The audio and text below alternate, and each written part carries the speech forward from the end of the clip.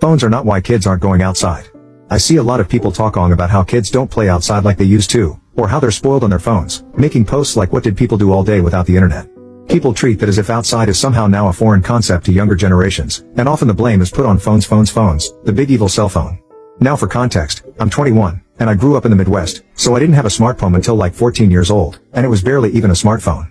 Now, I personally think that blaming phones for the issue of less kids outside is just plain ignorant. I have two completely separate reasons for believing this. The first being, the way I grew up.